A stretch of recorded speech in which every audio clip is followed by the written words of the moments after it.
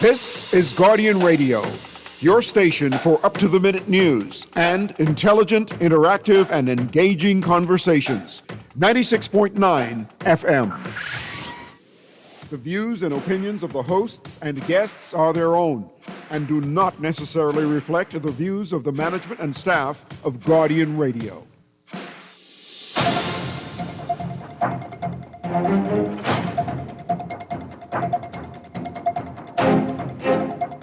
Guardian Radio Today is brought to you by Bahamar and Print Masters.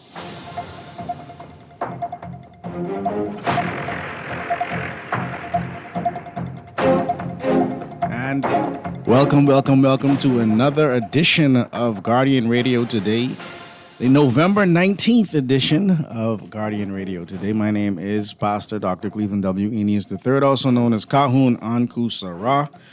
And I'm happy to be here with you on this Hump Day Wednesday. Today we have another great show lined up for you.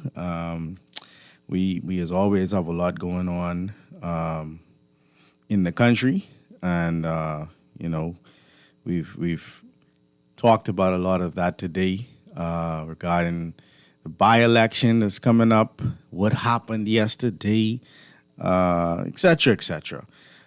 Today's conversation is going to steer us away from that because I think ideally, as we grow as a nation, the types of conversations that we have ultimately inform how we utilize the political process, how we utilize our social responsibilities.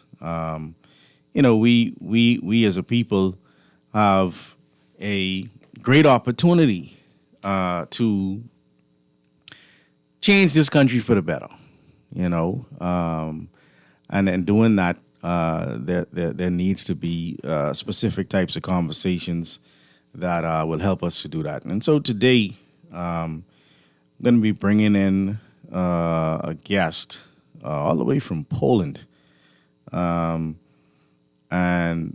this conversation is centered around what the original inhabitants of Europe not only looked like, but where they came from, right? That's kind of the crux of the matter. But it's going to be more than that. It's going to be more than that, right? Because every time we talk about Europe, or we talk about understand the European Union, etc., there's a narrative that's already been placed in our minds, right? And so we have a guest coming on. I think he should be coming into Zoom any second now, but I'm going to set him up right now by reading his bio, right? His name is Dr. Wilton McDonald II. Dr. Wilton McDonald II. And he has quite a story, right? He was stateless for 26 years. Stateless for 26 years. So we have a lot of people in our Bahamas who are stateless. Can't get no bank account, can't get no passport, can't really function, right? But he was stateless for 26 years and born to Seventh-day Adventist missionaries who lived in Jamaica, they live in the Bahamas, and in the Cayman Islands. All right, a person who has been researching his namesake McDonald and roots for 40 years. So this is someone who is seeking to know thyself. For 40 years, he's been searching his namesake McDonald, only to discover that his haplogroup E. Now, what's a haplogroup? I want to explain this before he comes in, right? A haplogroup, basically what you're talking about is in genetics, people who have a common ancestor that goes back, hundreds of thousands of years, those people become a haplogroup, all right? But he traced this common ancestor all the way back to Inverness, Scotland, along with more than 100 direct cousins sharing a Y haplogroup eDNA, who are also black McDonalds, including his strongest Y DNA cousin. Now, what do we mean by that? Y DNA. It's just simply saying the relationship from the paternal side, right? The men in the family. And when you're looking at the relationship with the women, you deal with mitochondrial DNA, right? He goes on this bio of his, and it's really very extensive. I'm not going to go through all of it because he's so much more than what we're presenting today, and we'll see how that enters the discussion today. But he has that's Dr. McDonald. He has studied these roots going back thousands of years. And so there's a link between these Caribbean nations and Scotland. All right. He's explored over 125 countries, has revealed that the most powerful men on the planet are also coming from this common ancestor. All right. And some of the names, so these would be people that he would have some relationship to. People such as President Putin, President Woodrow Wilson, the Wright brothers, the people who they say discovered air travel, right? The Rothschilds, wow, Adolf Hitler, Nelson Mandela, St. Clair's, Berkeley, but the list goes on and on, all right? Right, the list goes on and on. He also talks about a list of sources coming out in the last 5 years, which are reshaping our understanding of Black melanated history, including but not limited to Dr. Marie Charles, Dr. John Johnson, Dr. Nathaniel Jeanson, and even President Putin in this the Black Russian icon. So, President Putin opened up the vaults some time back, and he showed that a lot of the people that we biblically view as white people typically were not. All right.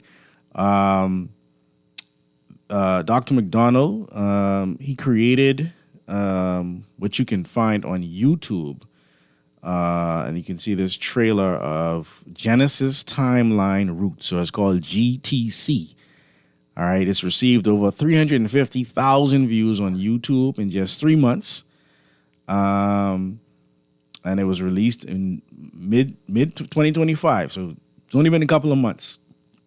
All right, I think he's now here with us, but ultimately there's our new history of a formerly Black Europe just 200 years ago is shaking the economic foundations of the planet, as Africa, once thought to be the backward continent of only blacks and used today as a giant raw materials hub, is now refocused as the mothership, still rich in economic resources, sought by the planet as the home for all humanity, albeit with a timeline of only 5,025 years to the first black man in 4,000 BC. All right. My brother, Dr. McDonald, how are you, man? Yes, Cajon, really good and great in Poland at the moment. Okay. And so thank you for inviting me to your program. Glad to be here. Yeah. As we were talking a couple of nights ago, just to get a feel for what the show would be about today, because this show could be about a zillion different things if we wanted it to be, right? Because your background is pretty extensive, right? But for the sake of streamlining today's show, you have gone on a journey to understand who you truly are. And you can correct me if I'm wrong. This is what I'm pulling from what you sent me to read. You wanted to understand your namesake, McDonald. That's correct. Having been stateless for 26 years and having been born in the Bahamas. That's where the journey started. The journey started, and that's important to note. Nassau, Bahamas. You must start with that. Yes, I'm happy you're pointing that out. All right, so you are a son of the soil, right? The journey started here in the Bahamas, and you have gone all over the world, and you've done a lot of great work for a lot of people. But ultimately, the work that we do for ourselves is the work going to assist us with knowing who we are. I want you to just begin today by telling us that moment when you're well accomplished, you're doing great. But what was it that made you want to understand, who you truly are? Well, it's just a collection of experiences. I went to college at NCU in Jamaica, and I recall one of my suite mates, roommates. He said to me, and he's from the Bahamas. He's also son of the soil. He said, "Do you remember?" I said, "I remember." And he's older than I am. Even I mean, I went to university pretty young, around 15, and he was way past in his 20s. And he said there was some time that no black Bahamian could go down into Bay Street, either totally or at a certain hour. And I shook my head. I'm saying, really? He said there was a time that no black Bahamian could be down and found in Bay Street. And I don't know how far back that'd be. It would be 1950s, 1960s. But it's certainly something that it was his experience. Not again, he was older, so he was. When he was speaking about his relatives, his father certainly told him about those experiences, and so it's part of these kind of stories that are coming up.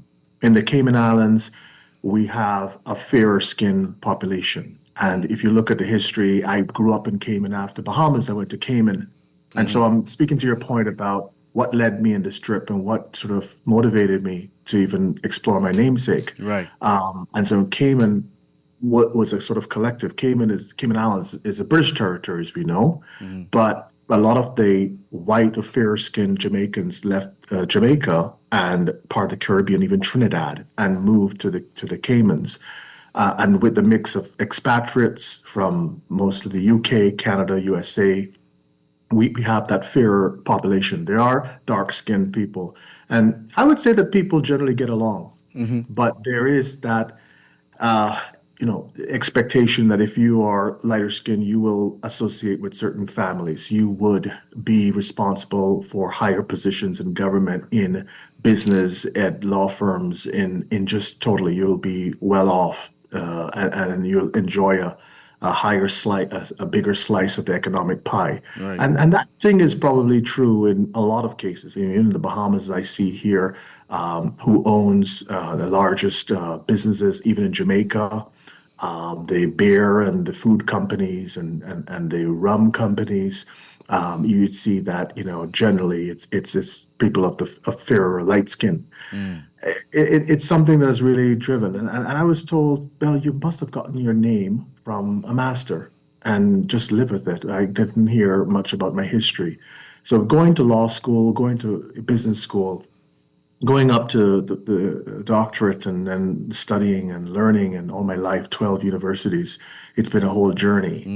Being a lawyer in about 7 jurisdictions now, and an accountant, chartered accountant, people know that, yes, I'm studious. I love to study and read, and outside of my area. So in the last 5 years, it's a timely process. It's only in the last 5 years we had an explosion. So when I say these things and comment about GTR, Genesis Timeline Roots, in the program that I'm about to launch in Cayman on Cayman Marl Road TV, on this experience and journey, they think it's incredulous. They say, well, there's no way that this is happening. It doesn't gel with anything we've read in the textbooks.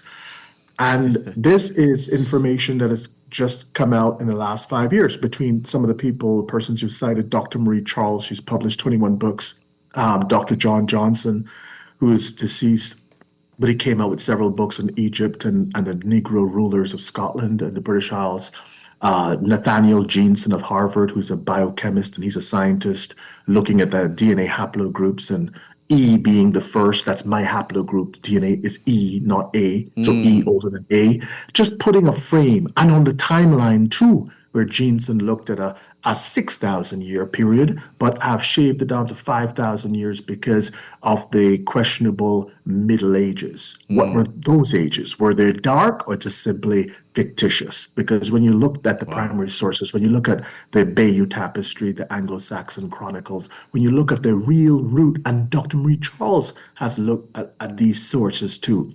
And she's come up with sources that she's found in churches, in old archives of Black melanated Europeans. And I have at the background this painting that I discovered in Germany, Dresden, Germany, at the Museum of Ethnology of four kings, two in Germany, German, Polish, one king of Poland, Augustus, who for me, he is the best figure that I've come across. And in the in the Wikipedia page, you'll see a white guy, but donned in blue robes. Blue was his color. And then Carl Gustav of Sweden. So with the sources coming, and of course Putin breaking open the church vaults and revealing black icons, and people have tried to diminish it and say, no, he was just kind of making a different point, and it was not what it seemed and appeared, and they're trying to diminish it. When a lot of the black art flooded into Russia, if you look at what has happened in Russia too, they had 50,000 pieces of black icons held in private hands that flooded into Russia to create a new museum. People don't talk about that. Wow. And they're not really speaking to the issue. So, what has driven me and taken me here was a fascination with just the namesake. And look, being a McDonald's, I can't hide from it. You see a burger place, you see the Golden Arches, no one can even run and hide from a name like that. So it's a powerful name. It's on That's true. almost every other block. It is in your face Yeah. kind of name. I cannot, one time at McDonald's, even my kids in Polish school, kids grow, the kids could be mean sometimes, but they Right. weren't really mean. And it's, oh, what are we having for lunch today? We're having McDonald's. And so my parents come out and say, well, Dad, why do we have this name? So it is in your face. I couldn't avoid it. And here's some McDonald's in Bahamas too. Yeah. We have to explore these sources. It's come upon us and to trace and know who we are. And there's some people that are taking the torch and trying to explore, like all the names that I've said, including for me, the best person alive, Dr. Marie Charles. She's done a marvelous job. She's half from St. Lucian. Her dad is St. Lucian. Her mom is Irish, and she lives in the UK. There are other people and scholars, but there's some like you have, Dr. Umar Johnson. He does his thing. We have Dr. Henry Louis Gates. Yeah. Although he's a haplogroup R, he is having a story on PBS about exploring and finding your roots. But he's telling the story which is only narrowed on the one diaspora. We, as melanated people, we must understand that we are complex and not limited to just one part of the story. It's the multiple diasporas. So that's the message that I really want to communicate, that in the Caribbean, we all connected to Africa, especially if you're melanated. And some left Africa much earlier than others. The Olmecs are clearly one of the same earliest groups that Yeah. just migrated out of Africa. You can see the stone heads, and you can see entrenched in stone the visual Negro black features in rock. You can't erase that. Right. And then with myself and a lot of people who I have tested, and I again I've been to 125 countries, I've been to so many in the Caribbean, and looked at the persons who are of the E type. Even Vlad Putin of Russia is an E. Now, would you call him a sub-Saharan African? I would love it. It's challenging. He's an E. Just name it. Einstein, he's sub-Saharan African. Even the likes of President Wilson of the US, again, late president, and Wright brothers, Mandela, where you understand Mandela was clearly black. Well, what about Hitler? As bad as he was a haplogroup E. And there are many Egyptian kings, and a lot of personalities. E is the largest haplogroup. So if you go in a room and you test 10 men, I would say easily 6 would be an E.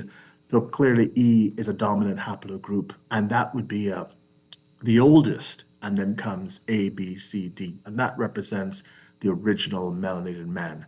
And then the other category in boxes, I know you see your audience and how charged they are. But we have the stories about the origins and the other races. I mean, they are very quick to associate blacks with animals, and it's proven that blacks do not have animal DNA. A quick little thing, I'd say go grab the chimp and shave a chimp to take off the hair. What do you find underneath? You just shave it, just take the hair off. What do you find underneath? Do you find black skin? No, I challenge anyone. You won't find any melanin. And that's the thing, you just quickly just say labels. You label blacks and tell you that you are subhuman or you're monkey and these things. And it's nonsense. It's absolute nonsense. Yeah, yeah. This type of discussion is so important with regard to the narrative, right? Some of the information you gave me, it talks about how we've been taught for so long that Africa is just a backwards, poor, war-torn, the list goes on, right? Place that really doesn't offer us any real solace or salvation for that matter, right? But you're saying that in the last 5 years, there's been research that allows for us to understand a new perspective on what it originally meant to be, let's say, European, right? Like, I mean, automatically, if I said the word European, I'm going to think about white people, right? And rightfully so, if we just look at how it is now. But it wasn't always that way. Is that what the research is showing? Yeah, clearly the research that's coming out, and I have gone to so many places. I went to Estonia and Baltics, and you could see where they imagery. They have cups and silverware in the churches, and I found them. I went across and found my way to the private, Right. chambers, and they had it cordoned off. And I still went about it. And then I went in, and I said, "These are black. These are call it blackheads. They are Negro faces on these solid silver cups." And I Wow. called over and like, look here. This is Estonia. And when you look at the numbers, Estonia is a place that is small. I haven't met anyone from Estonia that in the US and all my travels, and I know they exist. You have Estonians, but they have a population of around 1 million. But yet they claim their history goes back to BC 10,000, and my history stops at BC 4,000. And I'm saying to myself, how can you have just 1 million persons in one place? We have 8.1 billion people, and they have a population of 1 million and change. Yet they can say they trace their roots, which you look at the imagery in their museums, because I visited some of the oldest museums they had, like literally stone wheels on the ground, these burial chambers, and they have it in a field because it's by a highway. And Wow. if you look to Facebook, you'll see a lot of the pictures that I've taken and just try to, document my journeys. So I have pictures of it. So these stone wheel-like graves that's placed on the floor on the field, and in a little museum. When you go in the museum, you see all these, white faces and people who are clearly Caucasian, and they are living in 10,000 BC.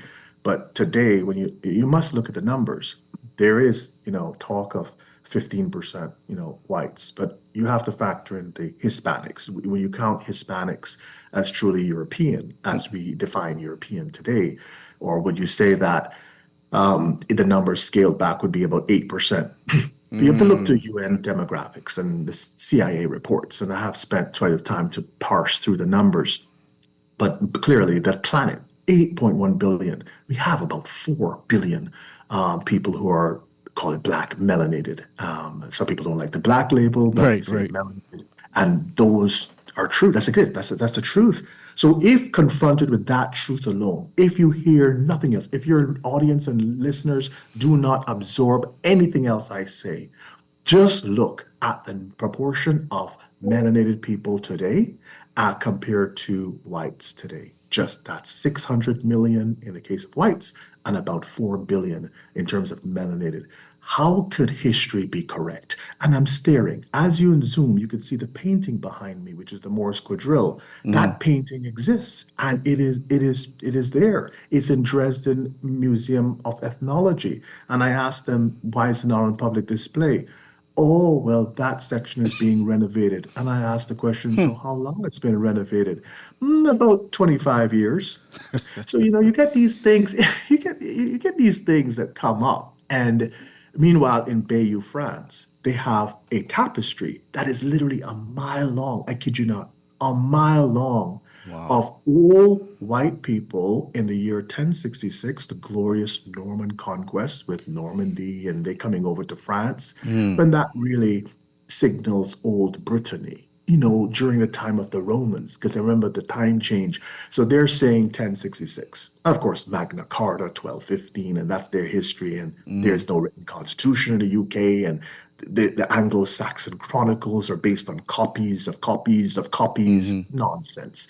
But that Bayeux tapestry has one slide, one piece, one fragment, one pane of some king looks like he's taking a little smoke. And I just laugh. I just have to laugh and just roll over. You put this out there. So 1066, there would be about not even 300 million people on the planet. So let's use our minds. Let's take our brains that God has given us and let's process. As I said before, 600 million today whites, about 4 billion blacks.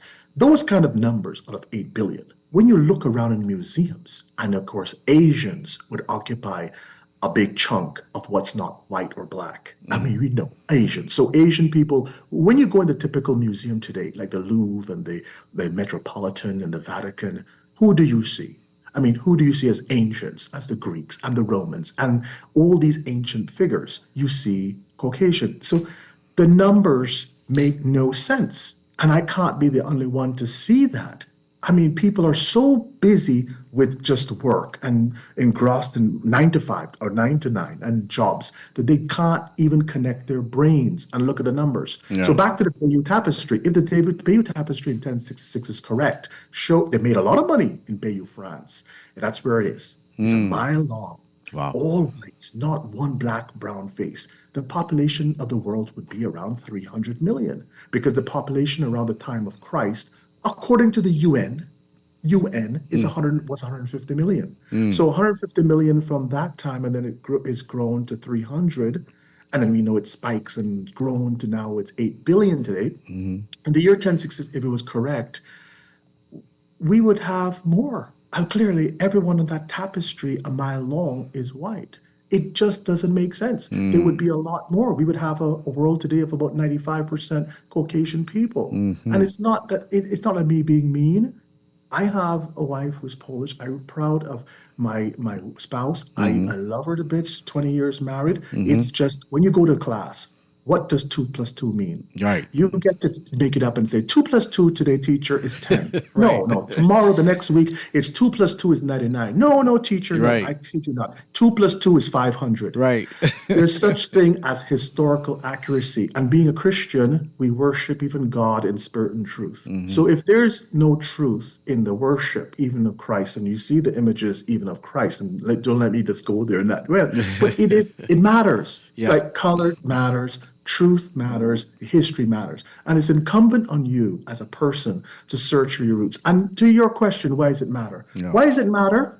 Because costs are so high that, as Bahamians say, everybody catching hell. Yes. I know a lot of your audience. That's true. Everybody catching hell. Yes. So what does it matter? Let me just tell you why it matters. Of 57 million millionaires, 1.5%, even if you say 2% would be melanated. That to me is a huge crime that's being perpetrated. So you have a people who are only a fraction of the amount of people on the planet. However, when we look at the wealth distribution, they're the majority of the wealth distribution. Yeah, but then they would tell you that there's a poor person in Arkansas and Mississippi catching hell. There. First of all, we're looking at 8% of the global planet, right? So if someone in Mississippi, I'm sorry, if someone in Louisiana and Arkansas barefooted and not having food, and I'm sorry, my heart goes out. Right. What about the 4 billion of which Exactly. most are living at $1, $2 a day? I mean, come on, let's real. The stats: 57 million millionaires. And that is what percent of the planet? I mean, you think about it, that's not even, call it 1%? I mean, look at it. Look at the top 1%. Look at it, 8 billion people. And you process the number. 10% of 8 is 80 million, because 800 million would be 10%. 800 million. So 80 million would really constitute 1% of the planet. And less than 1% of the planet would be a person would be a millionaire. 57 million millionaires. Of that number, because a lot of people, some people of us we conceal their wealth for whatever reason. Right. I'm not saying we're tax dodgers, but people generally, some don't report. So even if you round, say 2%, 3%, it could not even be beyond 5%. But legally, it's somewhere between 1 and 2% of 57 million millionaires would be melanated Black people. And the billionaire list is worse. Of 3,000 billionaires, including Oprah and everyone who they want to prop up and say, here's this Nigerian billionaire, he's reaching 30 billion. Wow. But then Elon is approaching $1 trillion. I mean, what are you really talking about here? You talking about one brother who's reaching 30 billion. Oh, he's the richest Black man, yeah. But that's not something to pat yourself on the back, because when you look at the billionaire list, about 25, not even 1% of the 3,100 billionaires would be Black and melanated. That's the stats. And because it matters, everyone, most of us catching hell, why should someone get a better job? Why should someone be elevated purely because of skin? Why, when you come in a room, when you look, everyone points to the guy who's kind of the light guy, just for an idea. And you look to say, and let me just stick a pin. have something to say. I want you to stay there, because that's very important. These conversations, sometimes people feel like they might be going over their head, right? But I'm happy that you're bringing like where the rubber meets the road. You understand what I'm saying? When we start to talk about how narratives affect your pocket, right? Yeah. The fact that these things matter to us based on us being able to purchase the food we're gonna eat today. Right? I want to stay there for a second. We're gonna run to a break and then be back with our special guest, Dr. Wilton McDonald II. We're talking race, history, and so much more. Keep it locked here on Guardian 96.9 FM.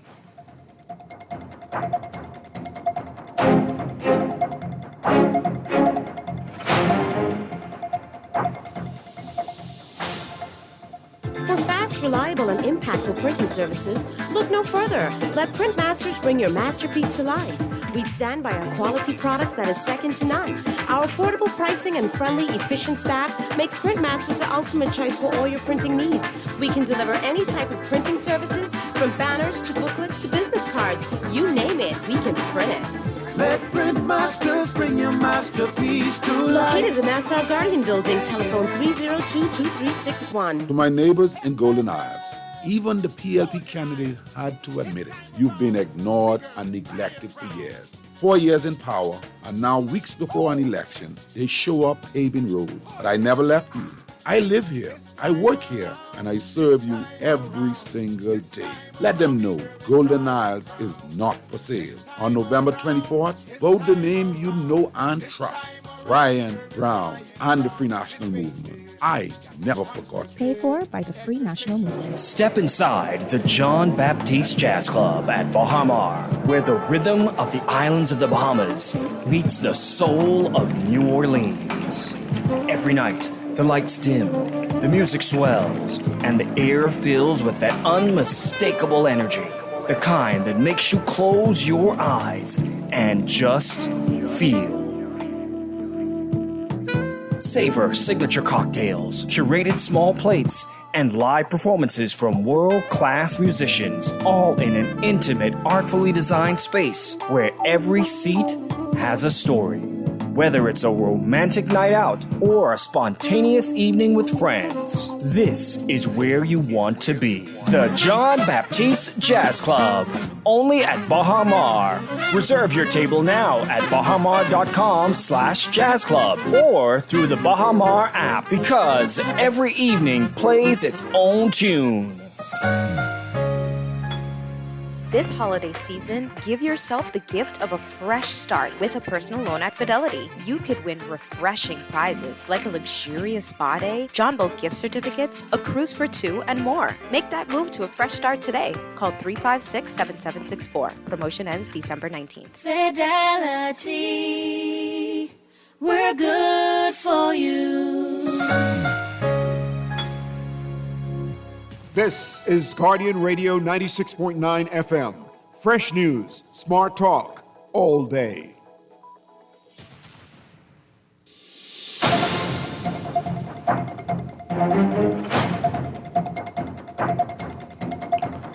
And we're back here on Guardian Radio today, the November 19th edition, with our special guest, Dr. Wilton McDonald II.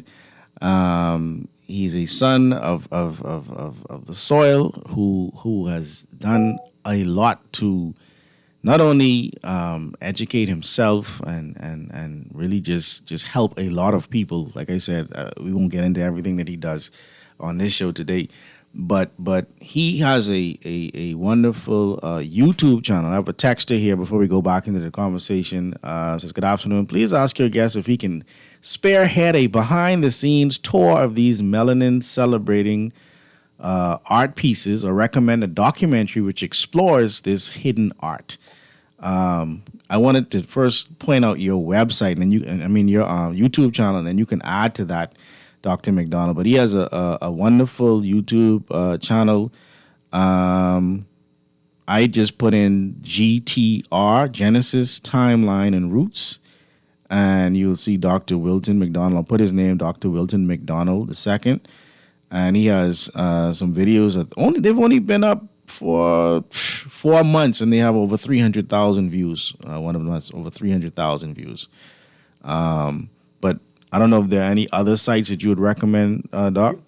Yes, my Facebook page, and Okay. I have the TikTok and Twitter. My daughter first set me up on TikTok, making some funny videos. Right. Again, personalized, again, humanizes me and Right. personalizes, is great. But I added to that since my trips to Africa and my clips and my research, looking at different personalities. Because what I've found in my research, and so the sources, is just Facebook. You go to social media. But then I'm also coming up with is 2-part docu-series and videos, which is currently going through, editing and a lot of AI features to go in. Because when you're trying to Google about, say, melanated Black David or even Christ, it took me so many sort of attempts to go and say, well, let me just, Black man, Black Hebrew, Black, you have all these, descriptions, and you come up with someone that's not looking like what Christ looked like. But we're getting there. It should be ready in the next 2 weeks or so, and we'll release and post it to the YouTube channels and then enrich. So with someone who was saying about and I'm also starting this month a TV program in Cayman Mall Road at Saturdays at 2 p.m.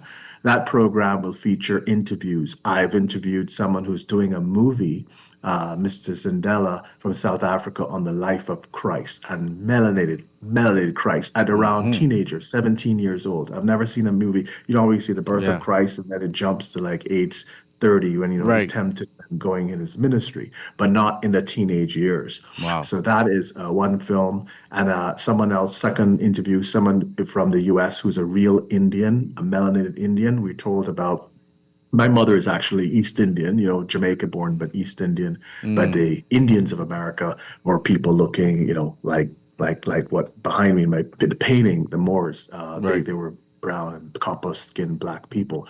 And so I interviewed Anita Wills. and then Chief Gary of the Maroons. I've interviewed him, third interview. So I'll be adding to the TV program every Saturday, starting this coming week at 2 p.m. Cayman time, which Bahamas it kind of wrote because you guys observe daylight saving, Yeah. but you're together and then you're going to move ahead, next year. Right. So there will be outlets and channels for this kind of work. But you see, why again it's important that we wake up, not just about catching hell, which a lot of people are feeling the pinch of cost and looking around like, why am I in this position? Why am I suffering? My politicians, they keep selling us the same bag of goods and nothing really changes. Here's what it will happen. In the last 200 years, Africa is told that it's just the birthplace of everyone black. Yes, everyone melanated especially they're connected to Africa. And that is true, but we migrated out of Africa at different points. And so with the last migration, the famous one, through 400 years ago, oh yeah, everyone goes to that. That's what, Dr. Henry Louis Gates, he's always pointed about, the Roots, the program with Alex Haley, when he was a complete fraud. I mean, the guy should have been in jail, but he's dead now. Don't talk about, the dead. But he didn't even do any research, and he got cited for plagiarism. I mean, he was a clown, the Kunta Kinte. So we based our story based on fraud and lies, and the migration, that diaspora was actually most likely a reverse. That means people from Europe coming into Africa. And there's nothing to dispute that. I went to places like Calabar, Nigeria. I saw the little, waterways and the streams. I'm like, how are you going to get people massively? You could maybe bring in people, but how are you going to hold them and then ship them out? The ports were destroyed by the English and other, in abolition, they say, well, the stories of ports and being destroyed. I didn't visit any port, but the forts and holding pens. I mean, they must have some left in West Africa, but I didn't see any of those on my trip to Calabar. But I enjoyed my trip, and I visited a museum there. They're just again showing the logistics and people being crammed on the boat and to go. I would say we're strong people. Black people, yes, are strong, but to endure something over 2-3 months, to think about it, how you're fed, how you're not even using the bathroom. I mean, that's just disgusting details. But how could someone ride that out without medication, without antibiotics? How come that happened in that way during storms and hurricane seasons? And remember, any number they tell you, you'll have to double that because of spillage, because they were throwing people off a board and they were, dying in the process of reaching the new world. So if they tell you it's 20 million, 30 million, and the number keeps changing. I went to Africa, they said 100 million. We have to be mindful that there was only about 600 million people, 500 million people alive about 500 years ago. But the numbers have spiked. In the 1700s, they only had about 700 million people, and our population totally hockey stick exponentially spiked from the 1700s. We added about almost roughly almost 8 billion people in 500 years. I mean, it is a phenomenal. It's absolutely crazy. Anything that we know, modern convenience, technology, we have gotten in the last 200 or 300 years. So it's not incredulous. It's not something that is beyond the numbers to assume that those dark Middle Ages were just simply invented. They were made up. They're not counting for time. So what truly happened. Right. So going off of what you're saying and those dark or Middle Ages being made up, you're saying whose purpose would that serve and why? But they needed to have a new order and someone that would build up the new world. We don't know much about, you think all history would be pretty much correct up to ancient Samaria and Egypt and Israel. The Israelites were dominant. We know King David and Solomon. We know the stories. Then we know about Babylon history tracks the Bible. We have the stories of Nebuchadnezzar and Media Persia and Alexander the Great and the Romans that were from 150 BC to around 470 AD. That's a period of over 500 years. Rome ruled for such a long period, covering BC and AD. The problem is, what then happened after this 476 AD?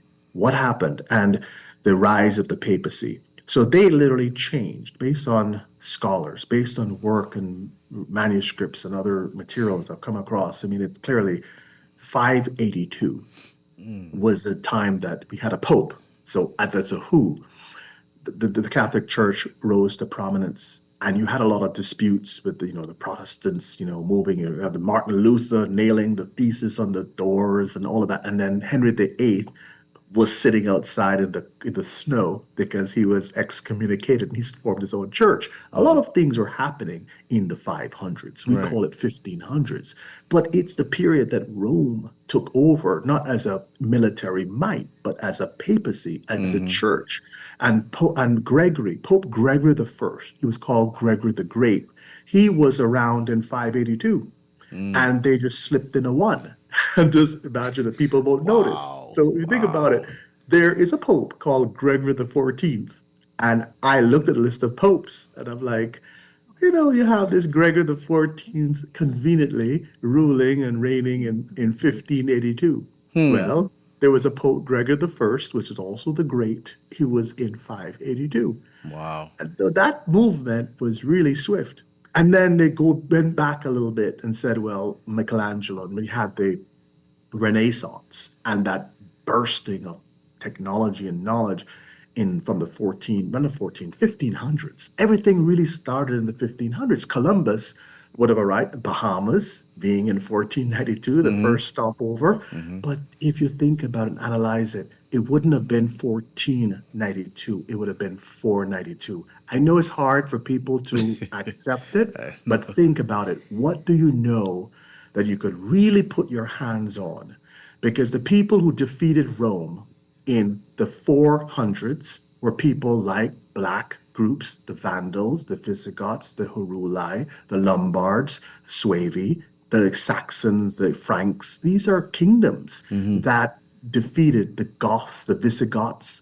These are people that defeated Rome. We call it Germanic tribes. And you see, they weren't that barbaric because wherever Rome went, they were civilizing the world. Old Brittany. After Rome fell, they got kicked out of Britain. Wherever they went, the soldiers would stay behind, maybe marry a local girl. They would stay, and they would share that knowledge and technology as where they would develop. And wherever Rome went, they would build roads. They were always marching and building roads. So the Roman Empire just collapsed on itself because they extended themselves way beyond their own reaches. Internal fighting, and then they fell apart. But they built up a lot of those Western civilizations, like the Old Brittany.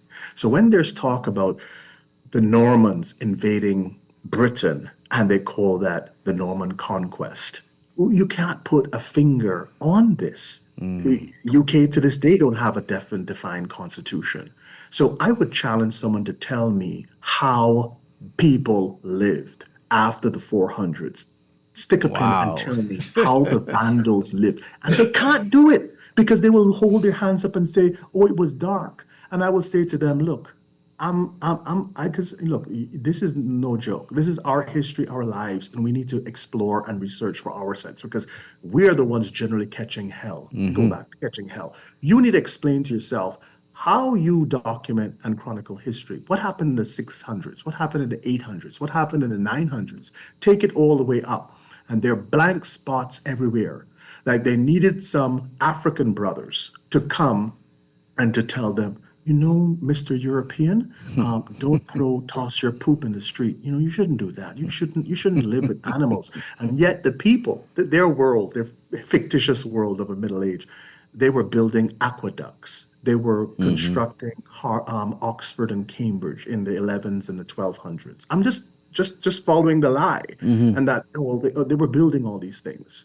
If Oxford University was designed and built, then the relics go back. The the genesis would be in the first, second, third centuries easily, because these countries evolved. Wherever Rome went, it would go and take their knowledge and coming from the Greeks, their know-how, and as I said, soldiers decide to stay, marry a local gal, settle down, and there would be some communication between those territories and Rome. So it's history. History, This is as we very know, compelling. has So to be redefined. We don't know for Right. sure how people lived in these centuries, these blank centuries, all the way up to the I'm happy. 1500s. I'm happy how you're challenging us today.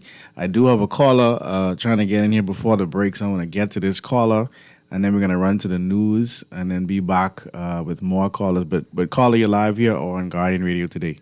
Guardian Radio is talking voice along with your guest, brother Uncle. Good afternoon, Elder. How are you? I'm holding, thank God. Great. Hope the family is doing fine. Yes, sir. Wonderful. Well, three things I really want to say. I know I'm going to have the time to do ask speak of the three. Mm-hmm. But I went in the 50s. I went to school just one street off from East Bay Street. Mm-hmm. Okay?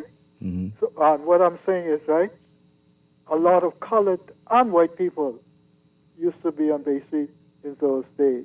Which era was this? You said? East, No, I mean what time period? like 50. Ooh, Yeah, so 50. That's when people started to push back. The period that our guest is talking about started like when tourism was growing in the 1920s. okay. Black people couldn't be on Bay Street. Okay, I wouldn't know anything No, about that. yeah, that was in the 20s. Yeah. Other thing is, right, Mhm. what I wants to know, why is that black university, the universities in the United States Mhm. are so expensive? I had a question, but it just won't come to me. Mhm. You try to, absorb everything, I understand. I Yeah. understand. But if it comes back to me, You I can will call call. back, yeah. Please. Yeah. Thank you. Well, I think that's what our guest is getting to. Because we're digesting a history that's been essentially made up, and it doesn't serve us. Which means when you try to translate that into some type of currency, we end up at the bottom of the totem pole. So then everything is expensive because you don't have the proper information to actually, rule yourselves and actually function as a people that ultimately are ruling the planet today. So Dr. McDonald, this is very compelling. I'm gonna give our audience a chance to just breathe on this one, because you're saying they were moving numbers around. What they were calling the 1500s. They were moving numbers around, and again, HBUs, historical black colleges, Right. And universities, historically black universities, historically black colleges. They struggle because they don't have the endowment pools. They don't have the big executive CEOs. Generally, if you have the one or two blacks that would make it if they donate, but the numbers aren't there in order to provide more opportunity, scholarships. And, funny enough, the Ivy League schools, the white prominent, the elite schools are expensive. I mean, you all know that. But there are many opportunities for scholarships and funding from the endowment pools that come in. Even the government, gives quite a lot to the elite schools, and not so much, with historically black colleges. But there's one little thing that I want to even say is that the timeline is off, and we can't, and I dare challenge anyone who's trying to pin down what happened in the 1300s or the 1400s according to their timeline, because no African is going to come and tell you, please don't, live with your animal, or don't toss poop on the street, or please bathe more than once a year. I mean, you invented perfume. I mean, all these stories that I tell you, these are middle age. So it's nonsense. I mean, it's nonsense, and it can't be nailed down, can't be proven. They're just told out there. But Africa, so Africa remains our base. A lot of people left Africa. My McDonald's, real McDonald's, because the fake ones are selling the whole Clan Armadale Castle for sale. They're selling everything in Scotland, the McDonald's. You can look it up. From March of this year, they're selling off. God knows what happened there, but they're not even never true McDonald's. And whatever land they're selling, it's black owned and formerly black owned. So this is happening right now. And that's their situation. They don't even know where Jacobite comes from. They had Jacob from the Bible. Jacob was a brother, he was black, but they still don't even know what Jacobite comes from. And the Jacobites were fighting the English, and we hear the stories, but we never drill down. When we test it, we don't know. We just simply get blanks. But Africa was used as a springboard to build up the West. And I posted something on Facebook. And I said, we're living, as I navigate, I've spent a month in Africa, went to Burkina Faso, went to Nigeria. And as I look at the developed infrastructure, and this is a sticking point for everyone, and a point to just wake up. When I look at the infrastructure that they have created throughout Europe and America and North America, it's just built out the highways and byways. Yes, you have some ghetto areas and slums and country, but you have monstrous cities and interconnectivity, vast infrastructure and communication. That's why it's called like a developed world, first world. And they're always quick to say, we live in a first world, and we know presidents and what they current term about the other, and they call this kind of expletive type countries about the third world nations. Looking down at, and the current, leaders, what they say about the third world. Why is that? You have this huge development, huge gap. But if you look at it, Africa and the leaders like Ibrahim Traore, Captain Traore of Burkina, standing up and French is out. They were getting stuff for like $1 and selling it for 1,000. In case of uranium and gold and other things, they're just 1,000% profit. And you get a country's resources, you get Africa's resources, and you think, well, let's develop it somewhere else. So the process of creating these millionaires, I mentioned 57 million millionaires, a lot of them live in Europe. It didn't just come about overnight. So they take the resources and treasures from Africa, they develop it elsewhere, whether it be Asia, whether it be Europe, and they create a lot of jobs. They have technology to design and enhance these things. And then they end up selling the finished products back to Africa. And if they can't afford it, they give them a loan. So your thing that is costing $20, you end up costing $40. Exactly. Man, listen. You never get out of debt. They look back and say, how come you can't be advanced? How come you have these dirt roads? It's rigged. How come you? It's because rigged. the thing that you got for 1 cent, you turned it into something that's costing us about 40, 50, $100, and then you give us a loan. So the interest on top of it, the real cost of absorbing that finished product that you took the raw from us and you refined it. My Lord, I mean, you don't need a PhD in economics to figure out the wealth transfers and the reason why a lot of countries in Africa, and you disconnect them from the banking system. You try to interact there and you have one bank, UBA, Bank of Africa, that has a presence in like the US, and you disconnect the banking from the resources. They do stuff like that, but the raw materials out and the finished products back in at great prices. So listen, let's stick a pen. We got to run to the news. We got to run to the break. Man, this is very, very captivating, and I pray that our audience is appreciating what you're sharing with us, because at the end of the day, this all trickles down to us catching hell. I want people to understand that. Our special guest today is Dr. Wilton McDonald II, and we're going to run to the news. We're going to pay some bills and be back right after this here on Guardian Radio Today. Keep it locked.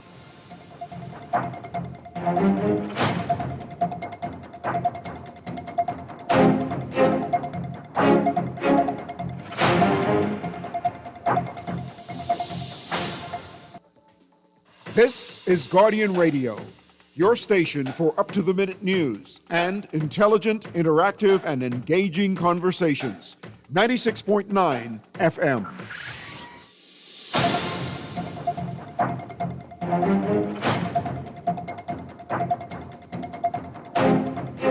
And we're back here on Guardian Radio today with your host, Dr. Cleveland W. Eneas III, also known as Kahun Anku Sarah. As always, we are happy to have you in our company. Our special guest today is Dr. Wilton McDonald II. He's zooming in all the way from Poland, and he's been sharing some really interesting information regarding what I would consider the historical narrative, what we've been taught in schools, in universities, etc., for all of our lives. Dr. McDonald says, some of that stuff is just made up. It doesn't make sense. It doesn't. When you start to look for the source documents and you try to really nail down what is really taking place, you don't find it. And then we ended off the conversation earlier just discussing how the raw materials are being taken out of Africa for little or nothing, and the prices are driven up, and the goods are manufactured and sold to us in a way that ultimately causes us to catch hell, right? Dr. McDonald, you have traveled and you've met with leaders and people of influence across the continent. I want you to share a little bit about what that experience has been like, and are they open to the information that you're sharing with us today? Okay, well, thank you. And I've met, privileged for this month, meetings, a few governors, a few princes, in Nigeria and in Burkina. In brief, didn't really have a conversation, but Ibrahim Captain Traore, who attended the final event of the conference, and we posed to him for a photo. But I had a chance. That's an honor just to get to meet him, right? Wow. Yeah, just to have a meeting. That is an honor indeed. And then Jacob Zuma, President Jacob Zuma, ex-president of South Africa. Now, man I know is very, very famous and a nice gentleman. I would say, some folk, they have different words to say about President Zuma, but I found him to be, quite, cheerful, very dignified person. And so I had a chance to speak to him, and then he presented at our conference in Burkina Faso.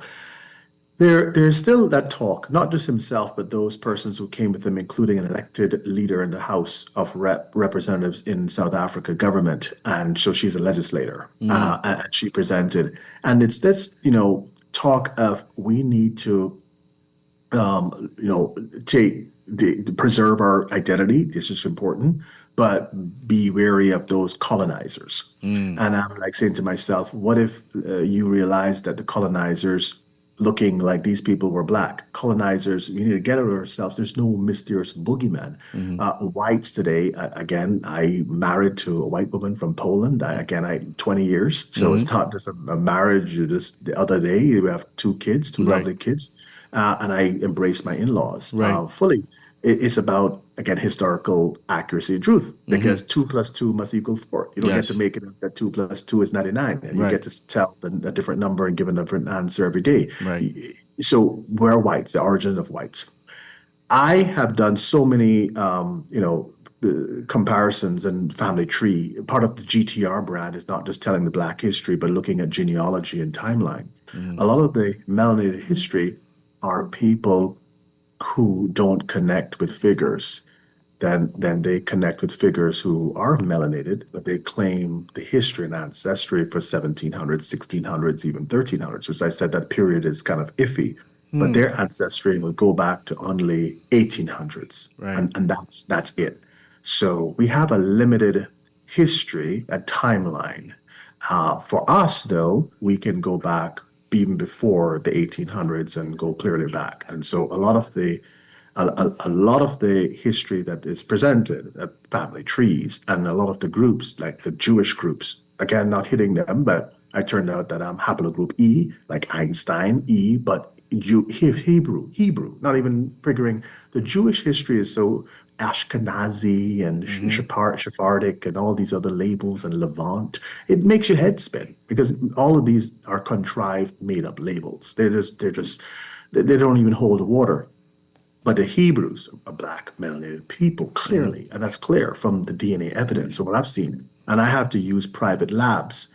So back to Zuma. And Zuma was there presenting, and I posed a question. I said, given my history, I've spent thousands, I've spent so much money in private labs and testing and finding other black McDonald's like myself. I'm not just a outlier, as they say in research, terminology, or someone who is just a freak, or again, some anomaly, some anomaly. We're not just they call it research and outlier, and right, and we're not.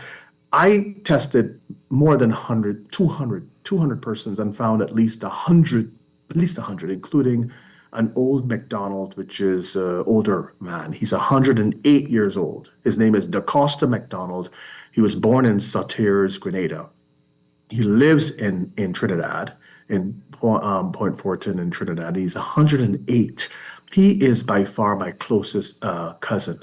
So we share along a genealogical timeline, same grandfather. It's so close. And we have that. And I have other McDonald's which are coming on the time. They're time stamp and they're getting into Cape Breton in Canada or in USA in Georgia, or they're coming through Grenada or Trinidad or Jamaica, from the UK, from Scotland.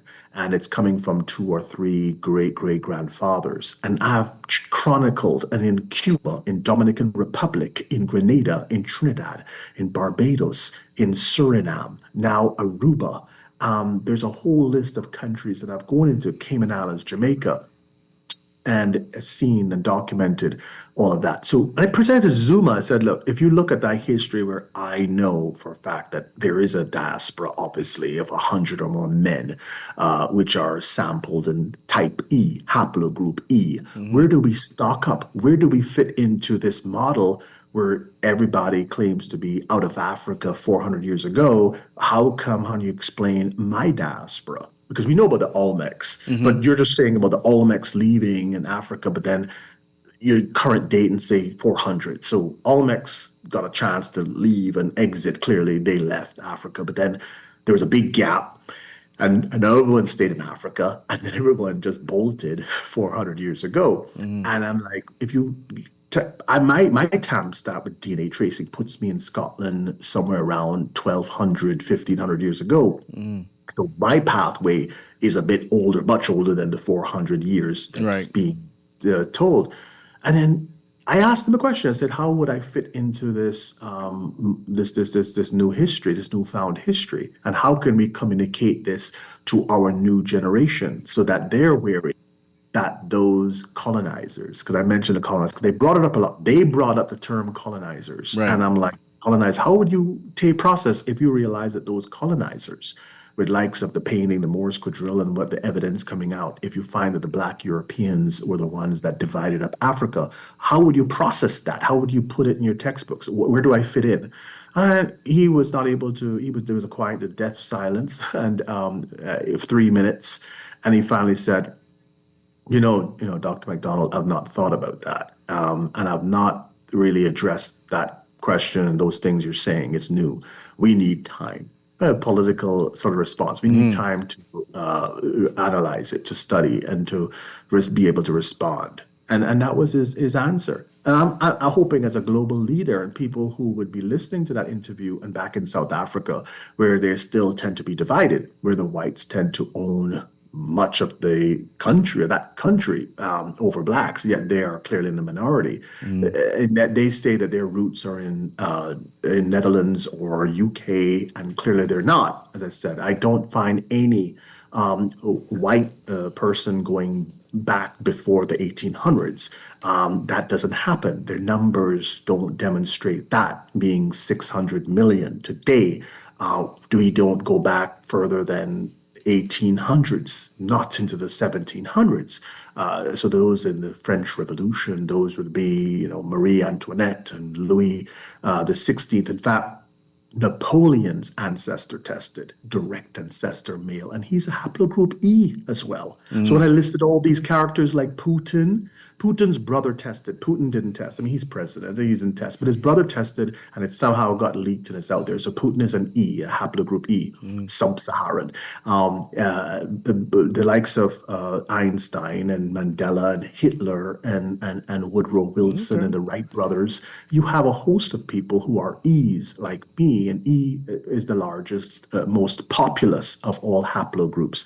So I asked them and posed the question to Zuma. And so meeting world leaders, I think it gives a chance, an opportunity as they play the sound bites. One interview, this one short interview I did in Burkina Faso probably has around 50,000 views. And it only aired in about a week now, about 50,000 views. This is on your Facebook page? It's on TikTok. Okay.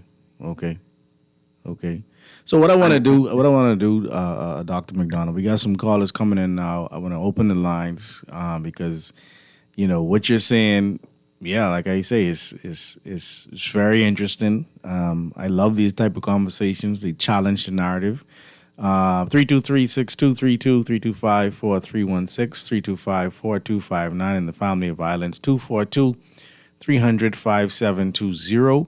Of course, our text line is open in part by BTC 422-4796, streaming live on GuardianTalkRadio.com, and of course, Cable Bahamas 969 or BTC Flow Channel 612. Mr. Producer, I think Dr. Tinker may be trying to get through on Zoom as well. I know he wanted to chime in. So, Dr. McDonald, I have a contributor on the show sometimes, Dr. Rudolph Tinker, who's a son of the soil like you and has a similar background with regard to being a traveler, right? But he may come on to the show as well. But let's take this phone call and let's see what our callers have to say here on Guardian Radio today. Caller, you live. Yes, good afternoon to you, Dr. Enius, and good afternoon, Dr. McDonald, Seattle Johnson, Critical Good Thinker. Afternoon.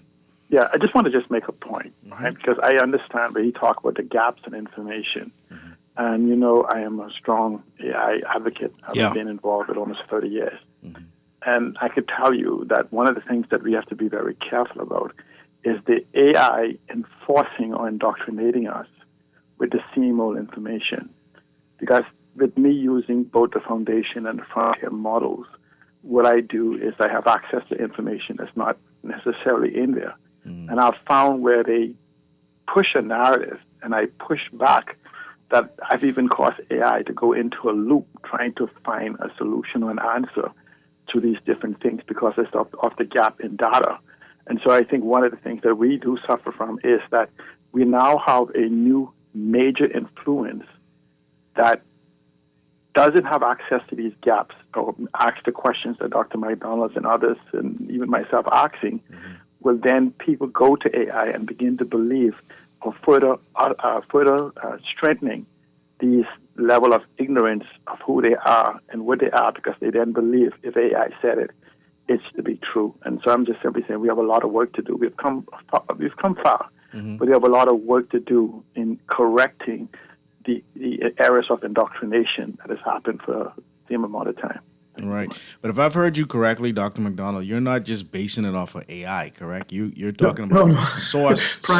Primary sources, DNA evidence, primary sources. And in Dr. Marie Charles, she has done so much work, 21 books in getting the deeds, the land records, the building iconography, because they take off.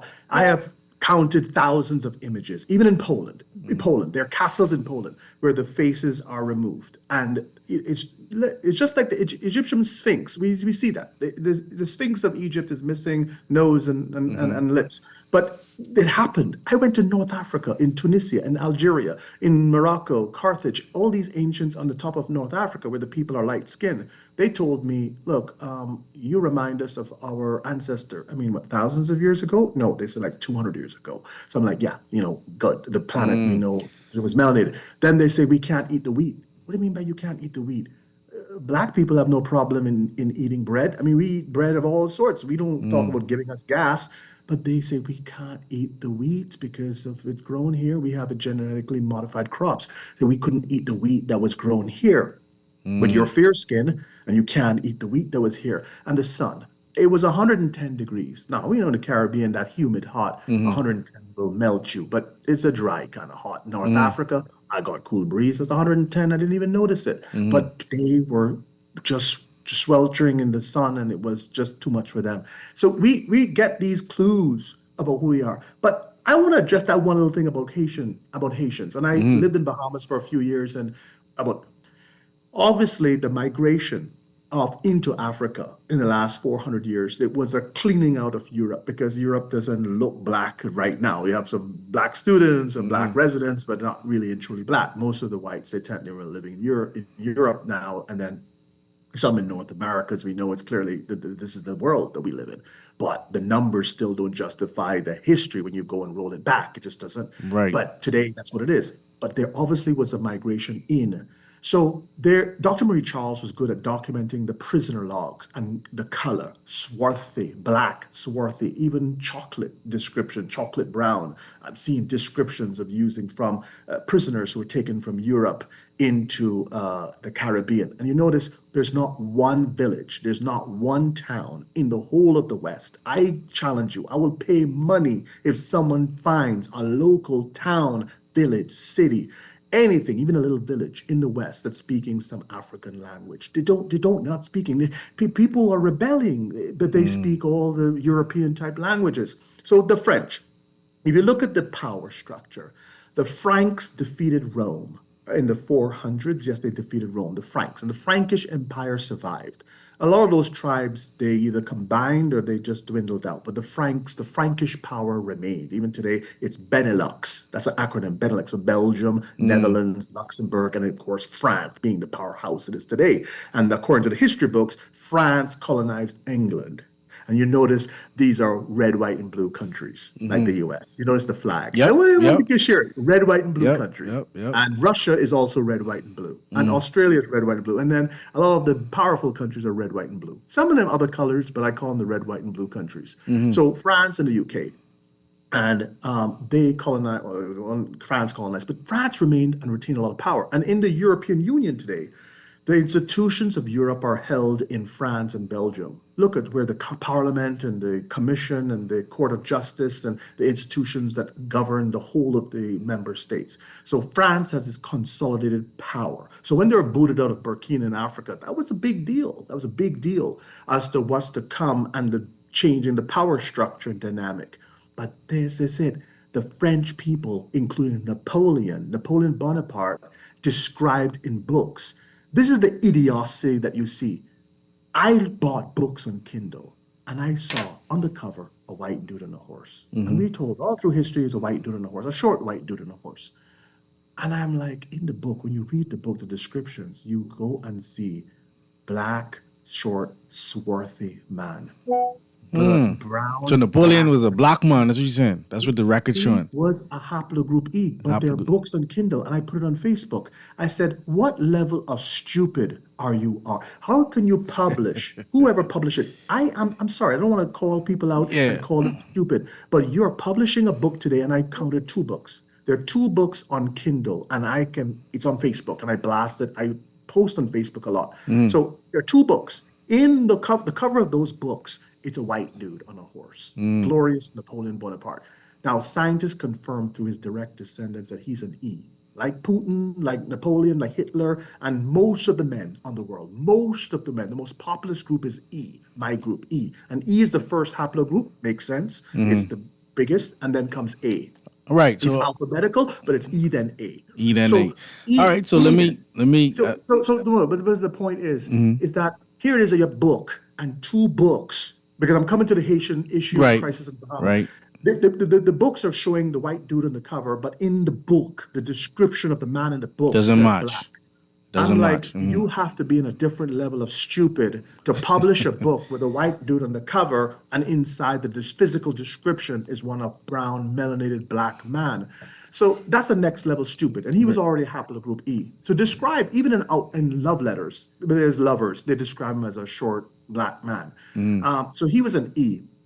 So it is that there was a dispersion of the Black Europeans in the 1800s, or I call it the 800s, because we're now in 1025. It's not really 2025. It's 1025. They added 1,000 fake years. 582 became 1582. And challenge me. Let's go to it. Let's go to task. I can produce my sources. Let me get some callers in here, and then we do. But the Haitian thing is coming in that we see Haitians in the Bahamas. As a Jamaican, I'm not saying that my parents had a warm time in the 70s because they were Jamaican. But today, the Haitians are almost looked down upon. Do you realize that Haiti, was the richest place? Now, whatever happened in the 1800s to change the power, to make Africa a backward place, to create this narrative of all these slaves, and then to just totally pulverize everything. Haiti then became a rich place, became poor. We look upon Haiti and Haitians as underclass. And I am talking to every single reader, and there are a lot of Bahamians, or at least good portion of the population, which are tracing and have mixed roots with Haitians. Haiti then being the jewel of the Caribbean, and what France was in the narrative of power from the passing the baton when Rome fell and the Frankish Empire ruled, and Napoleon being Black and Louis XVI being Black, those Haitians are guaranteed royals. I will put all my 25 pieces of paper on the wall and I will set them afire. I will set them alight right now. All the degrees and qualifications if I'm wrong. All the Haitians, the French with their language, they are coming from the Frankish Empire. And that should be a wake-up call. Because if you're light skinned in the Bahamas, you're given a higher pass, a free pass. If you're Haitian and Black, you can't even sweep the streets, you're so low. So the Haitians, especially in the Bahamas, in the Caribbean, are really royals, nobles. Wow. I agree with that. That's a power trip. That's because I'm a McDonald. I had a clan. I had a Tartan. Again, a McDonald. So the Black Europeans, and they're Blacks that were Native Americans. Yes, the Native Americans, because the ones that are parading as Indians. My mom is an Indian, a real Indian, and I have a show on GTR with Anita Wills.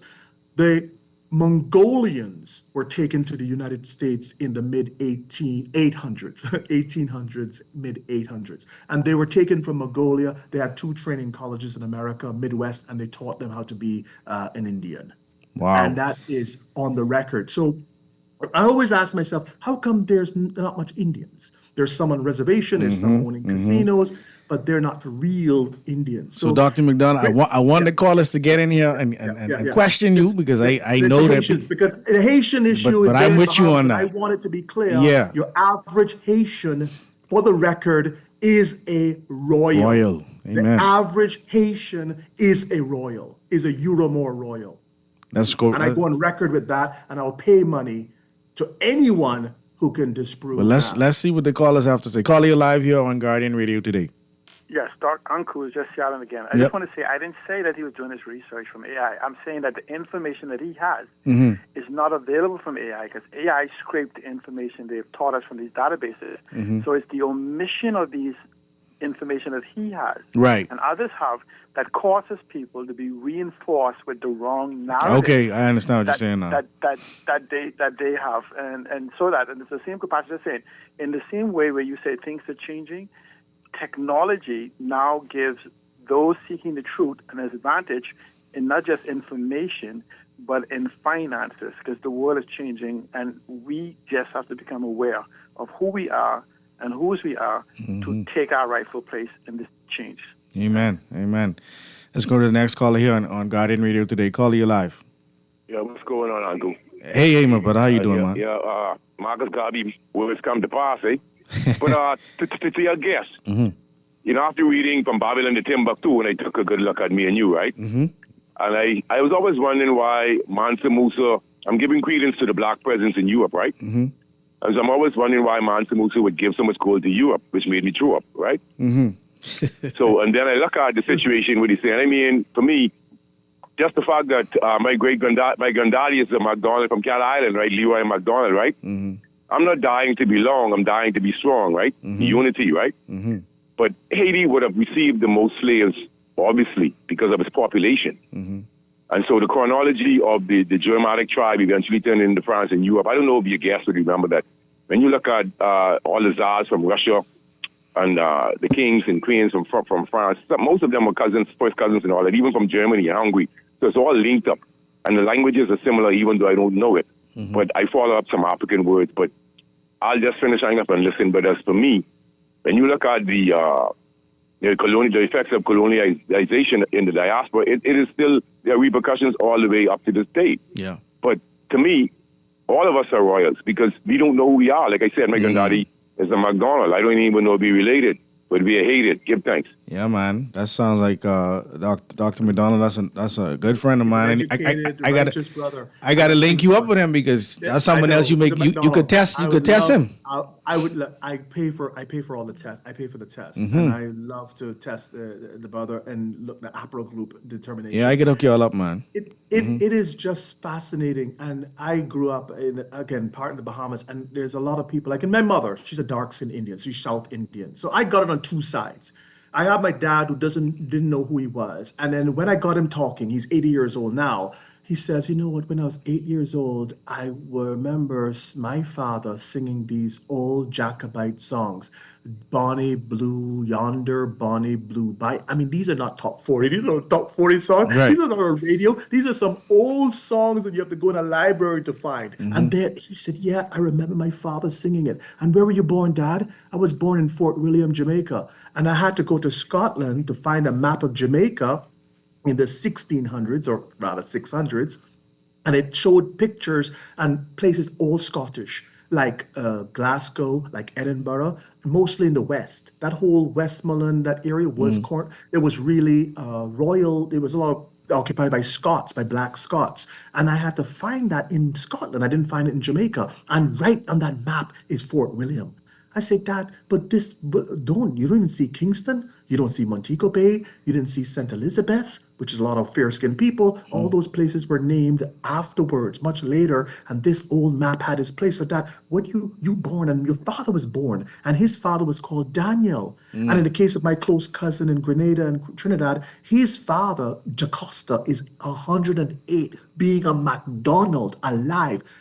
And it's God's mercy I found him because he doesn't have sons. He has 3 daughters, but no sons. So if he passed, I would have missed that Y DNA testing opportunity. So because you could only get a Y sample from a man. So it's him. His father was called William, and his grandfather was called John William. These are not African names. So I'm not saying that people didn't come from Africa. Yes, we all came out of Africa, especially if you're black or melanated. Fair-skinned whites. Again, where they go, the story of call it meadow cabbage babies. That's more a story of another day. I know some people are upset. I say meadow babies, but they obviously had some kind of cloning going on in the 1800s. Cabbage patch dolls, yes. But the dolls were given. The dolls were thrown in plain sight. So if you mention it, they're like, you must be crazy. We had these dolls in the 1980s. I remember the dolls. And when people got sick of them, they bought Garbage Pail. The Garbage Pail. But that's a link to a reality in cloning. It's a real happening. Look it up, people. We can't talk about it today, but look it up on because postcards. They're freaky postcards with literal baby faces. And some of them even look Chinese and Asian looking. The postcards coming out of Russia, and the brother was right on the call. You had Prussia and you had Germany and the old Habsburg Empire and the Prussian Empire. All of that Russian was linked with and they're populated by blacks. I mean, they give a history and tell you, oh well, these were whites, and then they somehow if you press them hard enough, their story will crumble and fall. And anytime they hit a brick wall, oops, it's the Middle Ages and we don't know. But you see, if this person was white in the 1600s, then question is, where did he come from? He was from a town, he was from a village. And a lot of people who do their ancestry today, I'm in so many DNA groups and I sit back and I smile because a lot of the ones who claim to be from Scotland or Ireland and they try to find their village and ancestor and where they came from. The fact is, when they came on some boats and went to Ellis Island, a lot of them went to Ellis Island as the kind of cabbage baby, descendants, and they went and they had a lot of orphanages. Again, I'm talking about the stuff. They had a lot of orphanages and baby factories or farms or whatever they call it, incubators. But when they came to Ellis Island, they were just given a name.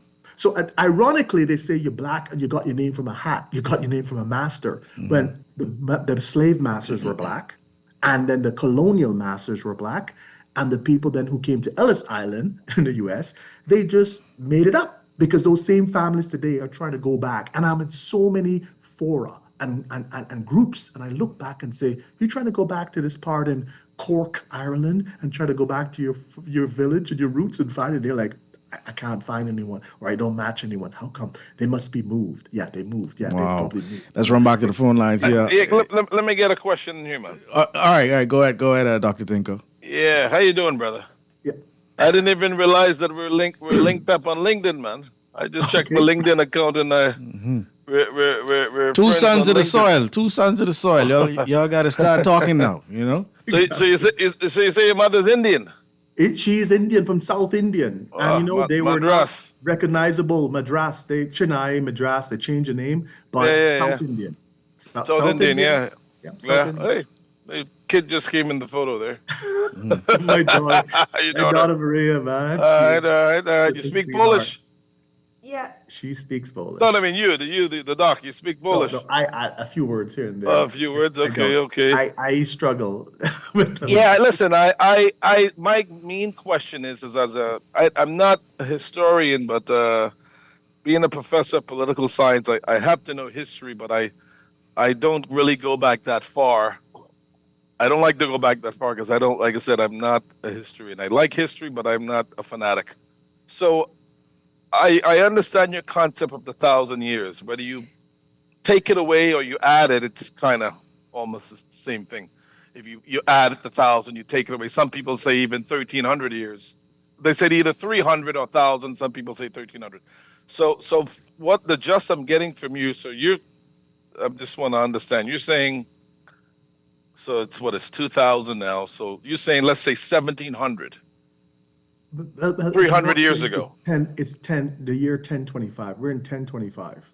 Right, 1025. The year 582 became 1582. The Pope Gregory the First, the Great, was also Pope Gregory the 14th.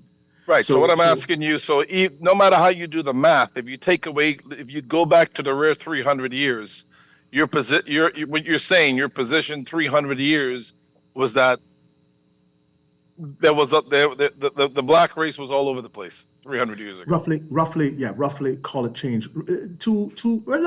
I say 200, but it could be like 220. The postcards, the Cabbage Baby postcards starting to be circulated around the 1820s, 1830s, and now we're in 2025. So I put it around 200 years when these were marketing cards. They even had ads in Sears catalogs in the late 1800s, and you could buy a white baby or Chinese baby, white baby for like $3. $3. I kid you not, $3. So what I could agree with you is that my wife is Ukrainian, actually Ukrainian / I was just there last year during the war, and but even before that, I was traveling in and out of Russia and Ukraine and Turkey and Portugal. I mean England, all over. I like Ireland, going in those little areas.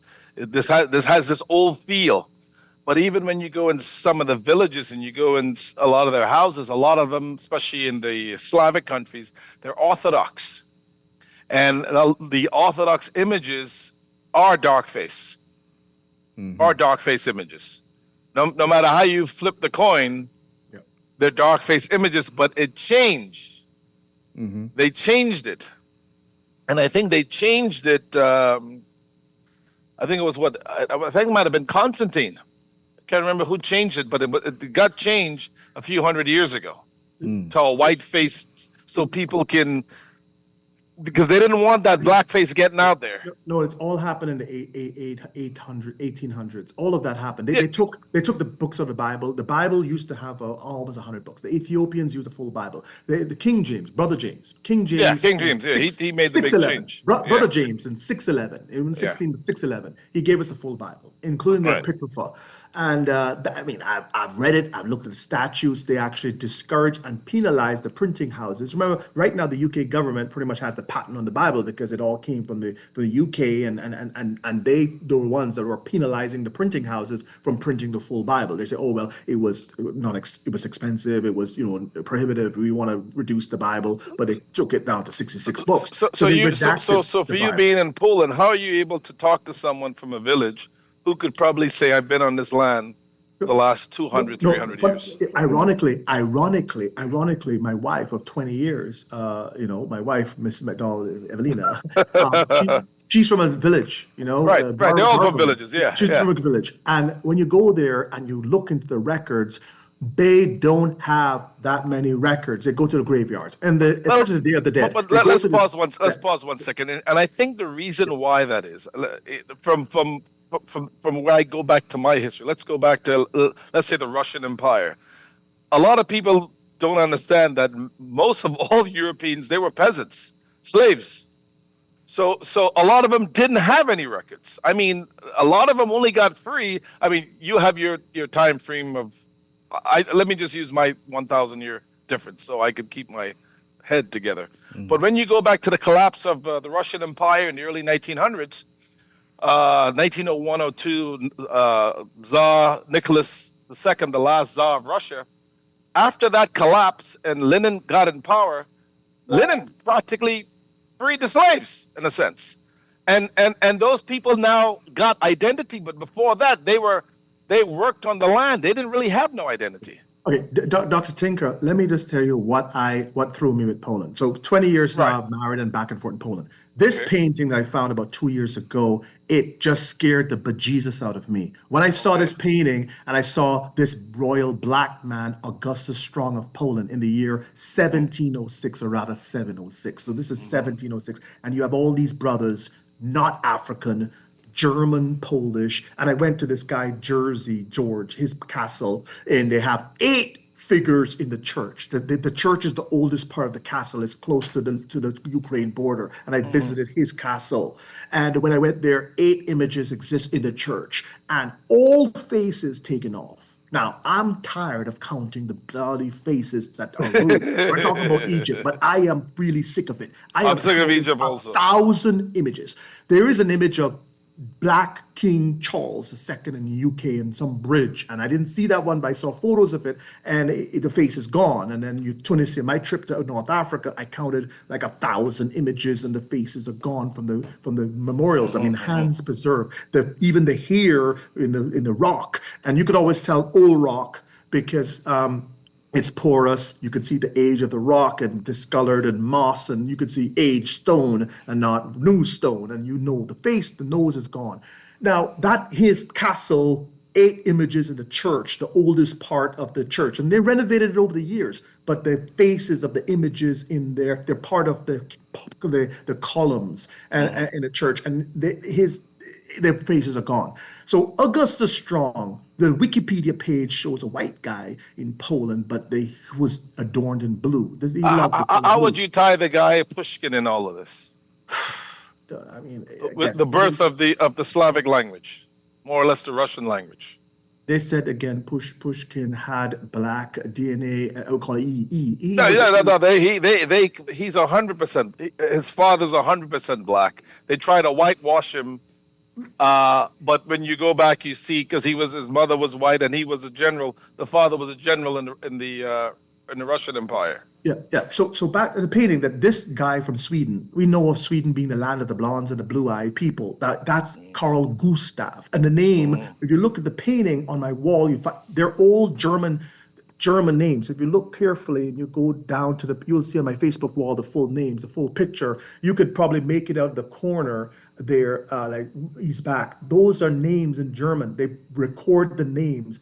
And I called the museum up, the Dresden Museum of Ethnology, and I asked them, is this authentic real?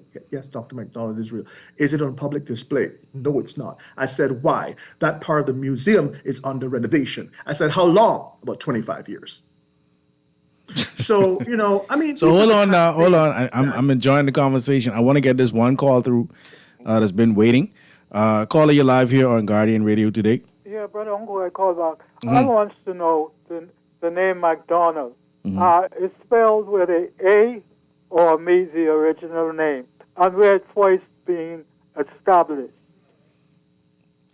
So, Dr. McDonald, have you come across any with A? Any McDonald's with A? And MacDonald means son of, so MacDonald, son of Donald. And Donald was a supposed grandson of the famous King Somerled in Scotland. So son of Donald. So you have a MacFarlane, it's son of Farland, MacDonald. Now, my name is MC Donald, like the burger chain.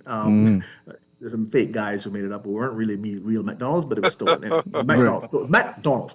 Now, my dad always would write his name with MC and 2 lines as his father taught him how to do it. And that denotes a missing letter. So that's MC with 2 lines underneath, Donald. And so our original name is really MacDonald, M-A. And that's the Scottish original name. But when people moved to Ulster in Ireland, they chopped it and it became MacDonald for ease and the MacDonald. But I'm legally a MacDonald. But when we write it, my father, it's M-C and 2 lines underneath, denoting a missing letter, the letter A. Wow. So how does your wife deal with the fact that you're telling her history ran short? I'm just curious. Okay, mixed through, hard to process, but she probably not making any more compote for you or any bosh for you, man. You're telling a woman the history ran short, man. It runs short. It runs short, and if you look at it, you cannot, like her great grandfather. That's a mystery. I know her grandfather was Roman, but his dad. It's a mystery where he got his name from because his wife had the similar name, the Sadurski, Sadurska, because the differentiation the male and between female. Yeah. But the records, like Poland was supposed to be a repository for Jewish people came here and lived here. But I've searched and searched. I've been here searching for 20 years. I can't find any. Oh well, you say they're peasants, and I know people moved around and all of that, but we still need to find primary evidence. When I look at castles and I see noses taken off and faces removed, when I look and see that the case of Estonia, let's go to Estonia. There are 1 million people in Estonia, but yet they're counting a history to BC 10,000. Now that's beyond the 4,000 mark. Now, how can you have a history of white people in all their museums of white people living in 10,000 BC and you're left with 1 million people? How is that possible? So do you have these gaps, these noticeable gaps? And I challenge anyone. I would really. So a question I have though. And a question I have. You mentioned the carving up of Africa, right? Yeah. And of course, if as we're told, you go back to the Berlin Conference of the 1800s, and this conference as well. The continent as we know it today was carved up like it is now. How does that jive, or if you juxtapose that with what you have found, what are you seeing? The Berlin Conference, I'm aware of it, and the makers and the Masons, and again, I'm not hitting Freemasons, but I have a lot of friends, and they do hint at some of my work and say, well, Wilton, you're onto something, you're on the right track. They can't speak about it, but they do their rituals and all of that stuff. So the Berlin Conference happened, and Africa was carved up, and even a place like I've been Calabar in Nigeria, where a lot of slaves left. And that's where I said to the point where blacks came in. Because why would you choose Calabar? And it's the name of a high school in Jamaica. I was about to say, my father always talked about Calabar. My father went to JC. Yeah. Nigeria. Why would you name that place to be the capital of Nigeria? Isn't it a basic rule in crime that you don't poo where you eat? And I hate to be so crass. And stuff. But you don't mess where you do your business. You don't do dirt in your hometown. Why would you have this port that you're bussing people out and subject to British and all these forces that end up blowing it up because they were destroying it? Why would you call and make that? Why was that the capital? It all was an epicenter, and it started there. Wouldn't you expect some place else in Africa to be the bolstering capital, metropolis, and then they do their dirt by shifting people and getting rid of them by the river? why would that place be the capital? So little things that jump out on you, just like it jumped out on me in North Africa with the people living there telling me that I look like the Berber blue man. They have a label for people looking like me. I can take the sun. In the cafes, they have to blow water to the people. They have to blow water on the people to cool them down because 110, it's dry, hot. It's like a Dubai, Middle Eastern heat. It's fine with me. It wasn't the humid type that just weighs on you. I was cool, no glasses, no hat, no sunscreen, but they couldn't take it. The tours had to finish by noon. And I'm like, what? This is just cool. Let's get started. Let's go see someplace else. And everybody just drenching and pouring down, hunkering down. And then in the cafes, in the month of August, they are blowing the water into the crowd to cool down people, the water fans. They basically have a water machine and blowing it into the crowd. I'm like, and then you tell me the wheat. You couldn't eat the bread and you need GMO, modified crops. I mean, this is real stuff. Then you have the images that I counted where I saw an image looking like a European white man, and there's an image of a stately guy in stone. And I asked the tour guide, when was that put up? He said, Dr. McDonald, that was put up around 70 years ago or 80 years ago, no more than 100 years ago. And then you see the old stone, you see the old places in the oldest parts of the cities and the opera houses and the faces are gone. They're missing. I mean, I just ran out of camera space. Someone been chopping the nose off of everybody over there, man. Yeah, and changing history. The nose, the face. Something is wrong, folks. I mean, your 2 + 2 must equal 4, and it's not because I'm a color. And color has dictated everything: how we eat, how we sleep, who gets the perks, who gets more money, who gets more position, and then the Haitian. As is known, the Bahamian Haitian problem. But before you jump to the Haitian, but the colorism was the replacement of rich and poor. Because when people are not rich and poor anymore, then you have to find another reason to separate them. So the color was another way to just keep everybody separate and keep their minds up of who's rich and who's poor. So the wealthy people can still survive while the broke people are fighting over who's light skin, who's dark skin, who's Chinese, who's Latin. But you know what's the irony? You know what's the irony of ironies? Guess what's the irony of the ironies? This is the coup de grace. This is the thing that you would never see coming. The most powerful people in the planet have haplo E or A DNA. Now that's something to think about. I have looked at the Rothschilds. I've looked at the Conti family in Italy. I've looked at the most exclusive line, the St. Clair, and not Sinclair as an S-I-N-C. I'm talking about S-T, St. Clair. Like in the movie, the Da Vinci Code, St. Clair, the Shenrial, the oldest families, Merovingian. And I find E. There's a one called the Barclay line. But all these people hitting into modern day royals, they are E's. Just like Putin brother did the test and he's an E. So there are black men in white skin. And they have all of us running around with chickens without heads, running around the whole way, you're white, you're black. And these guys. So you're trying to say then the black people white then? The black people are undercover white? You're not. No, the ones that rule, the ones with power, with absolute power. A lot of whites do enjoy the wealth. I mean, 57 million millionaires. So what would be your argument? What would be your argument on colorism in India? Oh, geez. I mean, again, we can't hold the whole story because the East India Company came in and and they were taking off the thumbs and fingers of people so they wouldn't operate the looms. I mean, it's a travesty. I mean, India was the seventh richest country before the Brits came in, and it's like bottom feeder when they left. So you put colorism in India from the time of the British, or you put colorism I think in India at the time of the hold on one second, at the time of the Germanic tribe that came there.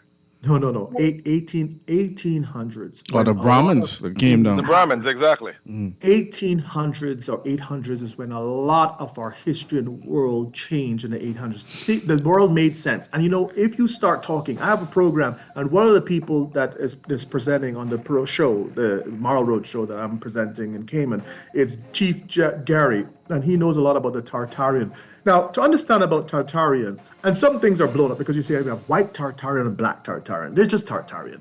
There is a world that we became advanced. We have this advanced civilization that was, operating with airships. There's a reason why you had all these big domes. You see, it's like, just think about it. Why you have these gaudy domes and buildings with these massive roofs with the steeple, and we have the charging points, just like lighthouses. A lot of these places were charging points. Listen.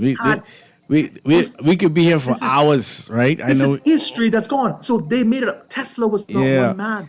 Tesla. So we had a history before with black people ruling in a Wakandian style. I hate to use the word Wakandian style world, but that ended. Call it mud floods, act of God. They were just rebelling. So Dr. McDonald. So we have people who want to be in touch with what you're teaching. Dr. Wilton McDonald. Is that how they can find you on Facebook? It's on Facebook, Dr. Wilton McDonald, and you can find me on Twitter, TikTok, Twitter. I'm all on social media. I appreciate the conversation. We gotta run. We're fresh out of time. Naughty and MJ are here, the talking heads, and they're gonna take us into another riveting show for the talking heads. But I gotta run. I have enjoyed this conversation. I wanted to put this into the record, and I want to, at some point bring you back, Dr. Tinker. As always, appreciate you chiming in. Dr. Tinker, thank you too. Hey, I'm gonna message you on LinkedIn because I think we're probably gonna be heading. Yes. We're gonna be heading to Poland next month. If I may, people must say, the audience, if I just say one closing start, because some people may be offended, and I'm sorry. 30 seconds. So I am a part white. My dad's grandmother, maternal grandfather, was white. So George Potts, and my wife of 20 years is white. This message is to get it out that people can live in harmony. We need the truth to be out, and then we figure out how to live. Maybe tax the billionaires. I don't know. There's a solution, but just work it out. We need the truth out because we need our Nelly brothers to climb up the ladder and reclaim who they are, who they really are. But this is a message of solidarity. They say truth and reconciliation, like in South Africa's case, whether that worked or not. But we need the truth, and then we can have the reconciliation. This has been Guardian Radio today. Keep it locked here, 96.9 Guardian Radio. Fresh news, smart talk all day. Namaste, family.